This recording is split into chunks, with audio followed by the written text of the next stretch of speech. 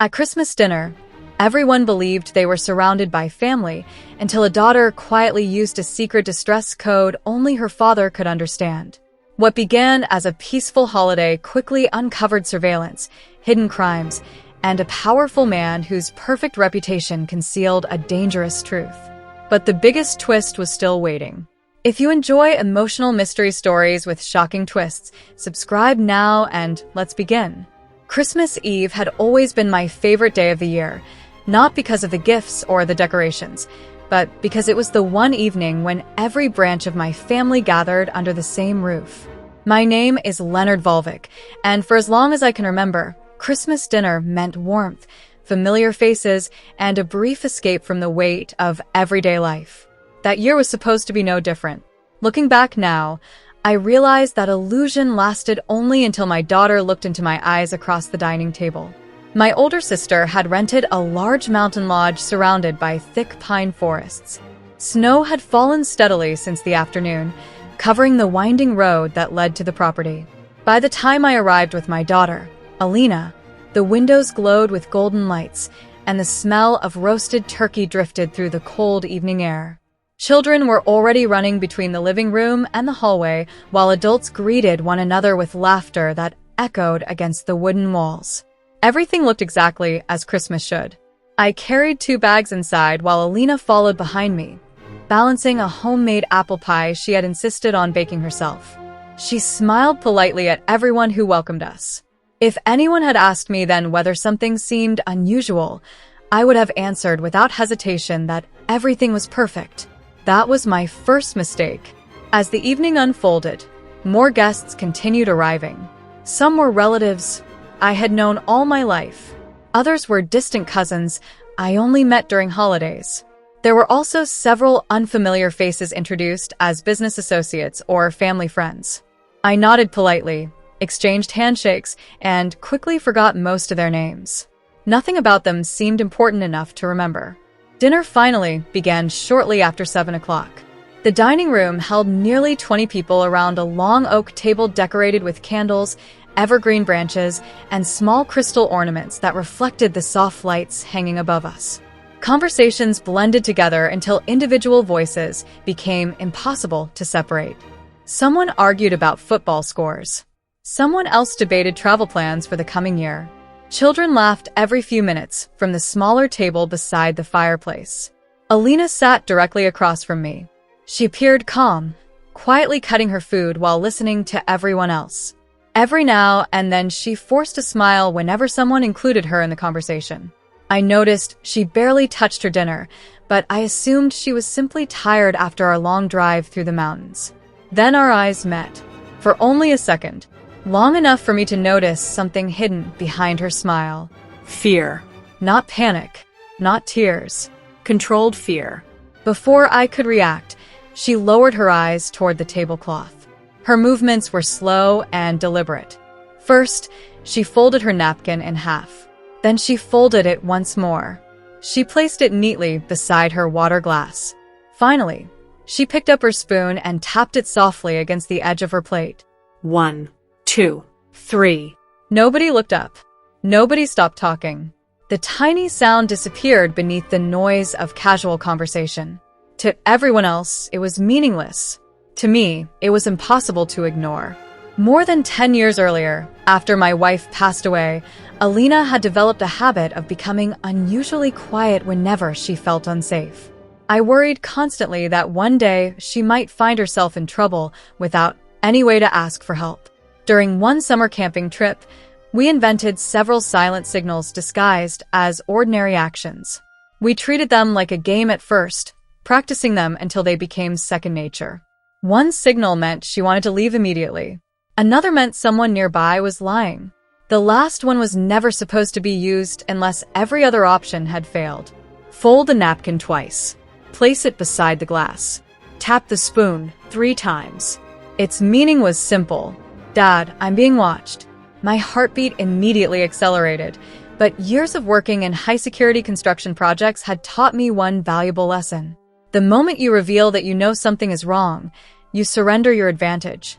I forced myself to continue eating.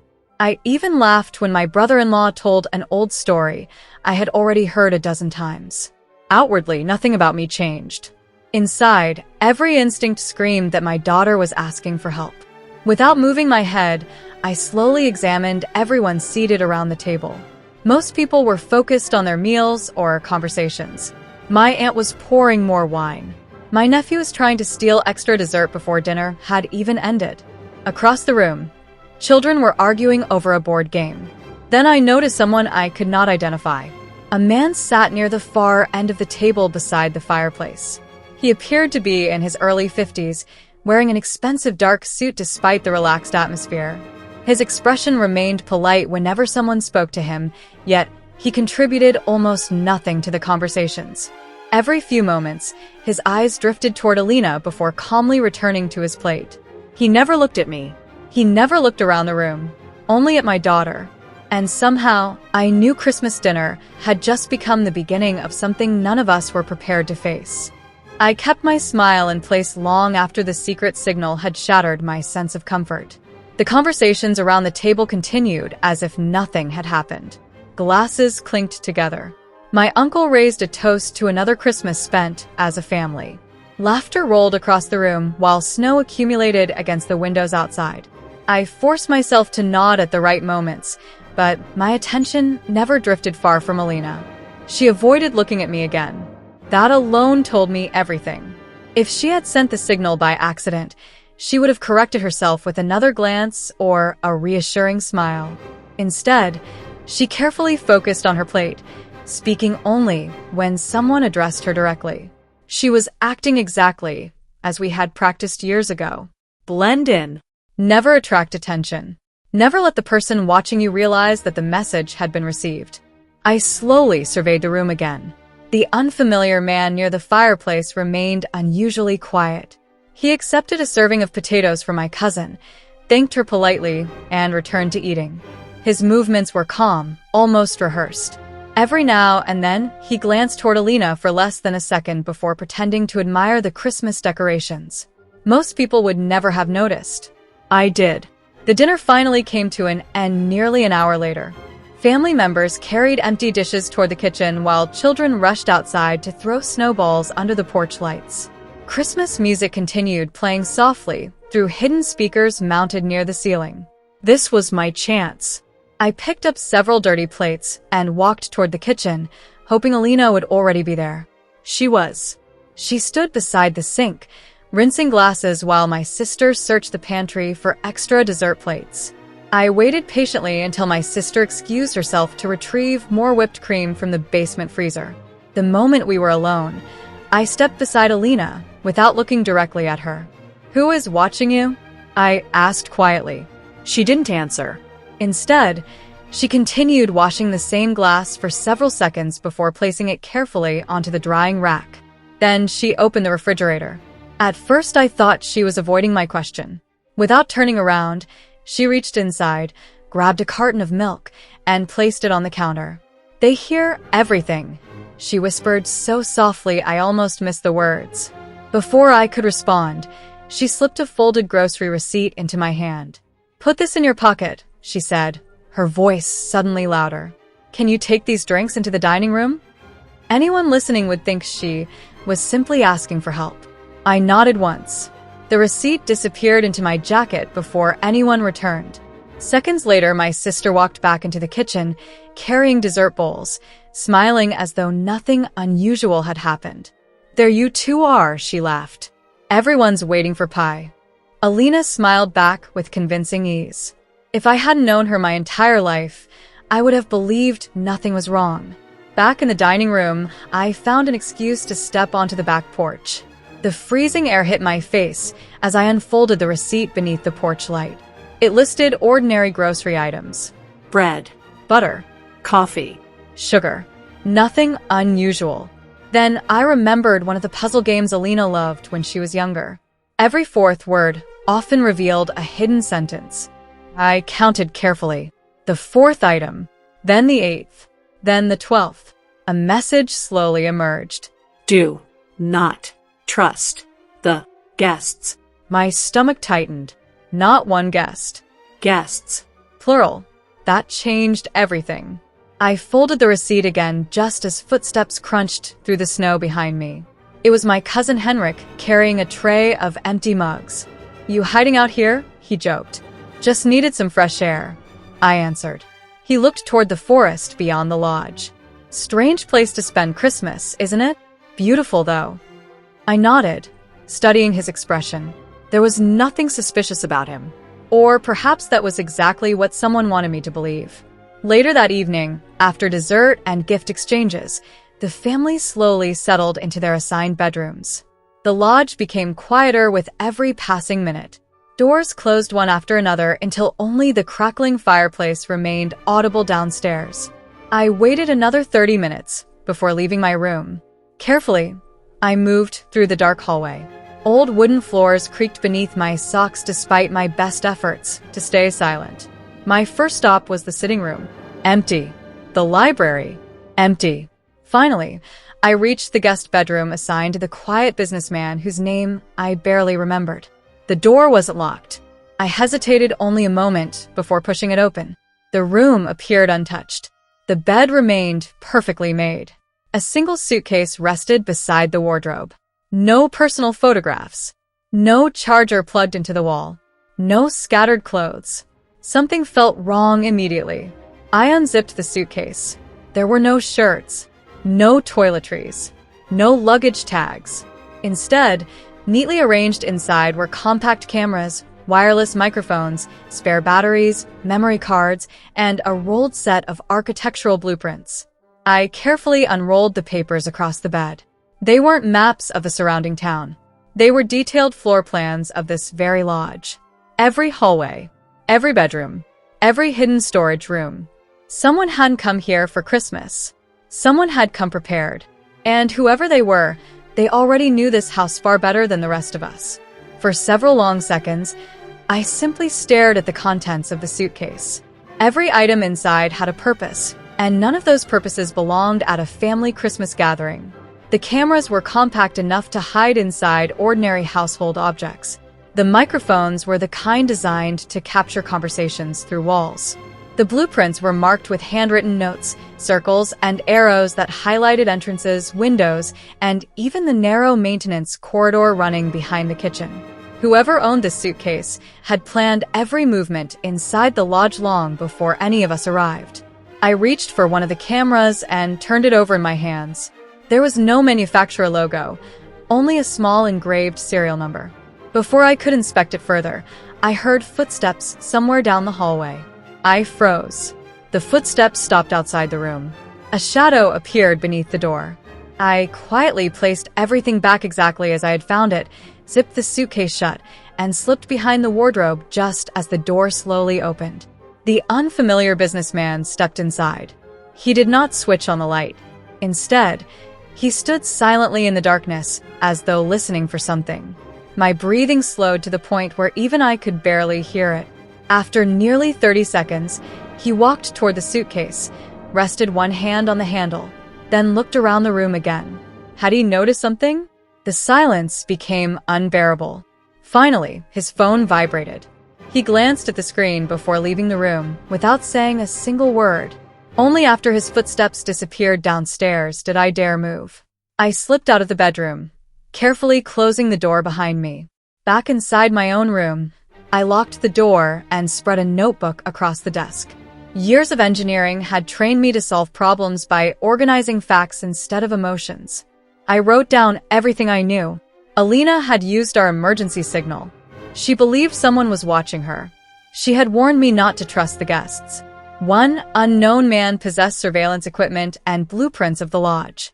None of those facts explained why my daughter had become the target. Sleep never came.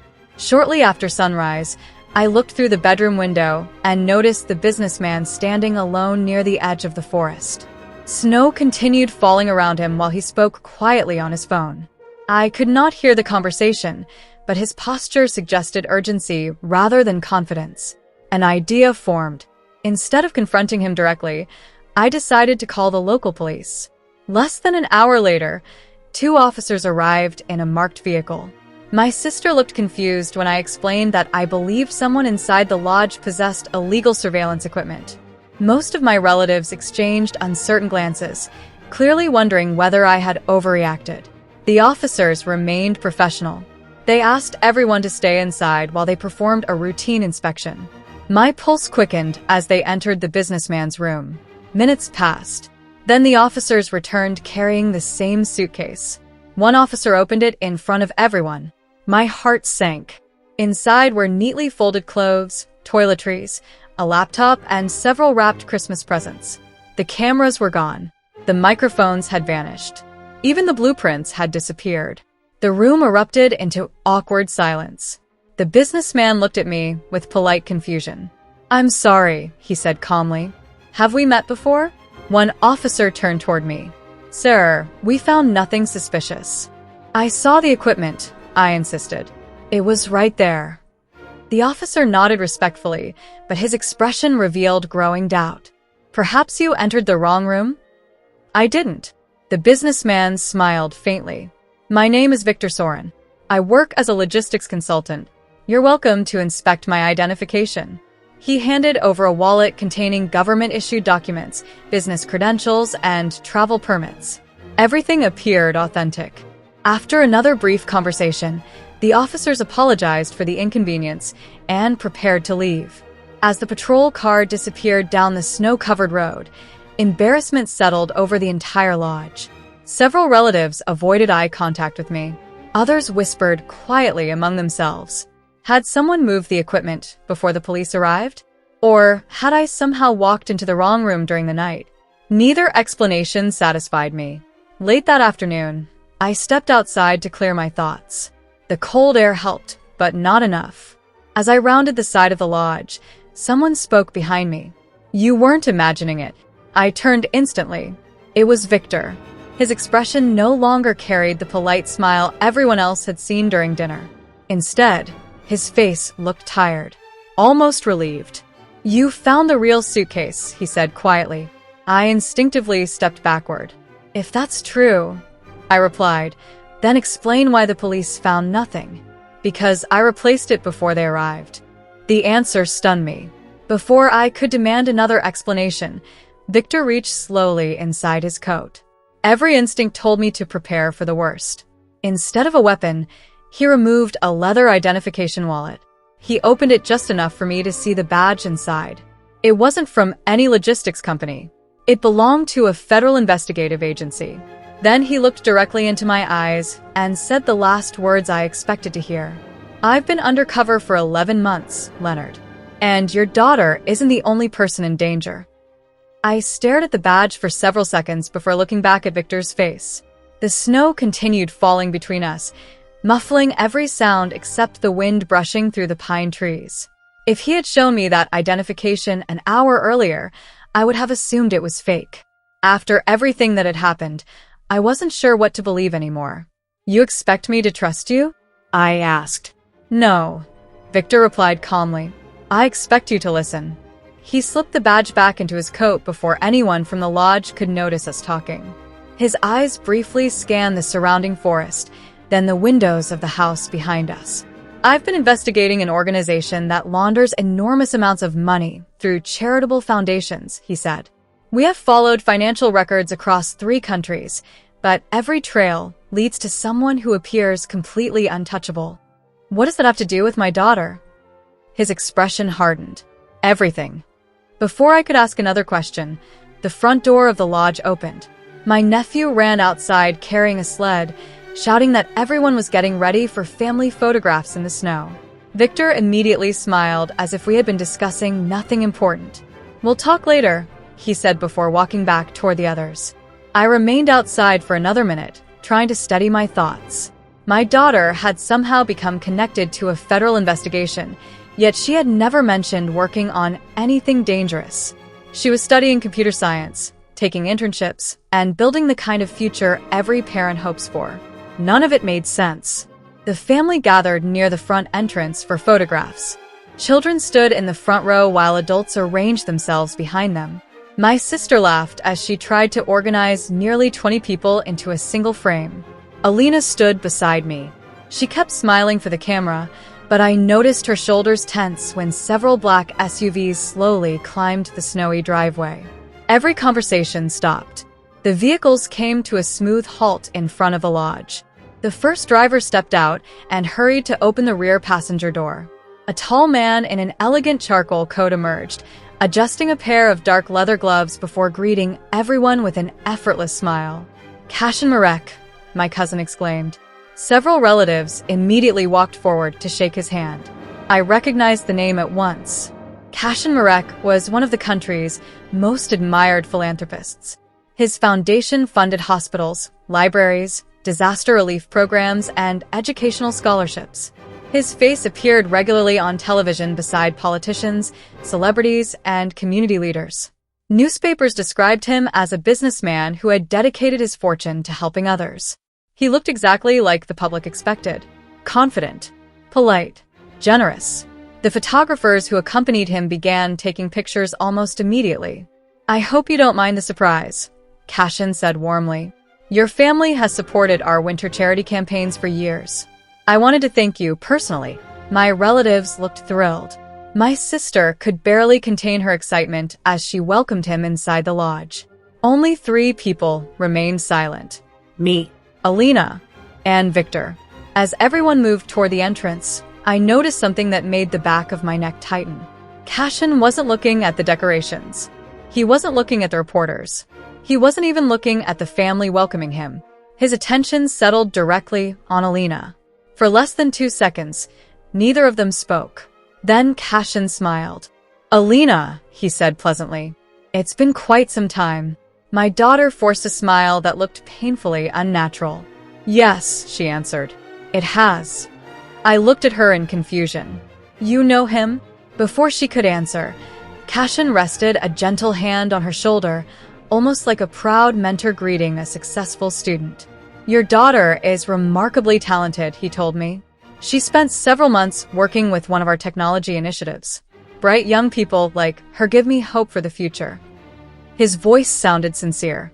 Everyone around us seemed impressed. But I felt Alina's body stiffen beside me. Cashin removed his hand and joined the rest of the family inside, where laughter quickly resumed, as if an honored guest had simply arrived to brighten the holiday. The moment the front door closed, Alina let out a slow breath she had apparently been holding for several minutes. I turned toward her. "What aren't you telling me?" She looked toward the windows to make sure nobody could hear us. "I never worked for a technology initiative," she whispered. "I accepted a cybersecurity internship through his foundation 3 months ago. It looked completely legitimate. We were told we were protecting donor databases and improving financial security." She swallowed hard before continuing. "One night, I discovered encrypted accounting files hidden inside a restricted server. They weren't donation records. They were transfers between fake charities and shell companies. Millions of dollars were disappearing through accounts that shouldn't have existed." I felt my heartbeat quicken again. "What did you do?" "I copied one file onto an encrypted drive because I thought someone inside the company was committing fraud." She lowered her voice even further. The next morning, my supervisor acted as though nothing had happened. But when I left the building that evening, the same black SUV followed me all the way home. She looked directly into my eyes. And they've never really stopped watching me since. The moment Alina finished speaking, I understood why she had never explained any of this over the phone. If someone had truly been following her for months, every call, every message, and every email could have been monitored. Our secret distress code had become her only safe way to warn me without alerting the people surrounding her. "Do you still have the file?" I asked quietly. She nodded almost imperceptibly. "Not with me." "Where is it?" "I can't tell you here." Her answer frustrated me, but I recognized the fear in her voice. She wasn't refusing because she didn't trust me. She was refusing because she believed someone might be listening at that very moment. The front door opened again. "Family picture," my sister called cheerfully. "Everyone's waiting." Alina immediately forced another smile. "We'll talk later," she whispered before walking back inside. Watching her pretend that everything was normal was almost harder than hearing the truth itself. The afternoon continued with photographs, gift exchanges, and endless conversations around the fireplace. Cash and Mirek moved effortlessly from one group to another, complimenting the decorations, praising the holiday meal, and asking relatives about their children. Every sentence sounded warm and sincere. Every laugh appeared genuine. No one questioned him. Why would they? To everyone else, he was a respected philanthropist who had unexpectedly honored our family with a Christmas visit. Only Victor, and I watched him differently. Several hours later, I managed to slip away onto the back porch, where Victor was already waiting near the stacked firewood. "You heard enough?" he asked. "I heard my daughter copied financial records from Cashin's organization." Victor nodded. "We suspected someone inside his foundation had taken evidence. We never knew who. Then arrest him. If it were that simple, this investigation would have ended months ago." He leaned against the porch railing and looked toward the forest. Cashin protects himself carefully. Every illegal transfer goes through multiple charities, consulting firms, and offshore accounts. The people signing the documents believe they're processing legitimate humanitarian funding. We know the money disappears. We just haven't been able to prove Cashin personally ordered it. I folded my arms. So, Alina's file proves it? It might. We don't know exactly what she copied. Before I could respond, Victor's phone vibrated. He glanced at the screen, frowned, and immediately erased the notification. "What happened?" I asked. "My surveillance team just lost visual contact with one of Cashin's vehicles." Meaning somebody left the property without informing us. A cold feeling settled in my chest. Alina. We both ran back inside. The living room remained crowded with relatives opening presents. Christmas music filled the lodge while children laughed beside the fireplace. But Alina wasn't there. I searched the dining room. Nothing. The kitchen. Empty. Her coat was missing from the hallway. "So is Cashin," Victor said. My pulse hammered inside my ears. Without another word, we rushed outside. Fresh snow covered the driveway. At first glance, everything looked untouched. Then Victor crouched beside the entrance and pointed toward a set of tire tracks leading away from the lodge. They left less than 5 minutes ago. I climbed into my truck while Victor contacted his team through an encrypted radio. No response. Only static. "The signal is being jammed," he muttered. The mountain road twisted sharply between towering pines as we followed the fresh tracks through the snow. Visibility worsened with every passing minute. Thick clouds darkened the afternoon sky, and another storm approached from the western ridge. Nearly 15 minutes later, the tracks divided. One set continued toward the highway. The other turned onto an abandoned logging road almost hidden beneath fresh snow. Victor pointed toward the smaller road. He wouldn't risk public cameras if he wanted privacy. We turned onto the narrow trail. Branches scraped against both sides of the truck, while packed snow slowed our progress. After another kilometer, we spotted a black SUV parked beside an abandoned ranger station that had clearly been in use for years. Its engine was still running. The driver's door stood open. There was no one outside. We exchanged a silent glance before stepping carefully into the snow. The ranger station looked deserted, but faint voices echoed from somewhere inside. As we approached one of the cracked windows, I recognized the unmistakable sound of my daughter's voice. She wasn't screaming. She wasn't crying. She was negotiating. Then another voice answered. It belonged to Cashin. "You've hidden it well," he said calmly. "But eventually, everyone tells me where the evidence is." I instinctively reached for the door, but Victor grabbed my arm. "Not yet," he whispered. I looked at him in disbelief. "My daughter is in there." "And if we go in now," he replied, his eyes fixed on the building, "we may never find the real person giving Cashin his orders." Those words hit me harder than anything else that day. The man I believed was the mastermind might only be one piece of something even larger. Every instinct I possessed told me to force open the door and pull my daughter out of that building. I had spent years teaching Alina to think before reacting, yet at that moment I was the one struggling to control my emotions. Victor tightened his grip on my arm for another second before finally letting go. "If you rush in," he whispered, "Cashin will destroy whatever evidence he's after. Worse, The people behind him will disappear before we identify them. I kept my eyes on the cracked window. My daughter comes first. I know. Then help me. Victor nodded once. We'll do both. He carefully removed a small communication device from inside his coat and typed a short message. The screen displayed only one word before he pressed send. Ready. No radio? I asked. They're still jamming the main frequencies. This uses a satellite burst transmission. It sends too quickly for them to block. I looked back through the dusty window. Inside the abandoned ranger station, Alina sat at an old wooden table. Her hands were free, but two large men stood several feet behind her. Cashin remained standing across from her, his expensive winter coat draped neatly over a chair, as though this were an ordinary business meeting instead of an interrogation. His voice remained calm. You've made this far more complicated than necessary. Alina answered without lowering her eyes. You already searched my apartment. You searched my university locker. You searched my car. You still didn't find it. Cashin smiled. No. But people eventually become tired of protecting secrets. He slowly placed a flash drive on the table. I'll make this simple. Tell me where the original files are, and your father walks away from this without ever knowing how close he came to getting involved. Hearing my name made my hands clench into fists.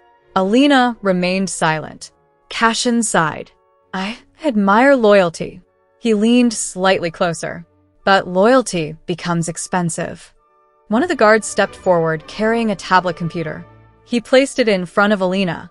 Even through the dirty glass, I recognized what was displayed on the screen. Live security footage. The cameras showed every corner of my sister's lodge.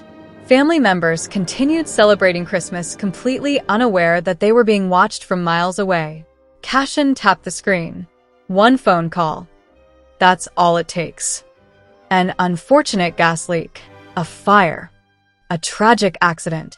People would spend years mourning without ever learning the truth. For the first time since arriving at the station, I saw genuine fear appear on Alina's face. Cashin noticed it immediately. There it is, he said softly. You don't fear for yourself. You fear for everyone else. He folded his hands behind his back. So tell me where the evidence is. Several agonizing seconds passed. Finally, Alina spoke. I'll show you. My heart nearly stopped. Cashin's smile widened. I knew you would make the intelligent decision. She stood slowly. It's hidden somewhere you never searched. Take me there. She nodded toward the back exit of the station. We have to walk. Cashin motioned for his guards to follow. The moment they disappeared from our view, Victor turned toward me. Now. We quietly circled behind the building, staying below the snow-covered embankment until we reached the rear trail. Fresh footprints led uphill toward an abandoned observation tower, overlooking the valley. They're heading to higher ground, Victor whispered.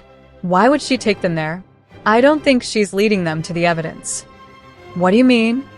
He pointed ahead. The tower has only one staircase. Realization struck me instantly. One entrance. One exit. A perfect place to trap someone. We moved faster, using the trees for cover. As we climbed, voices echoed through the frozen forest. Cashin sounded confident. His guards laughed occasionally, convinced the confrontation was almost over.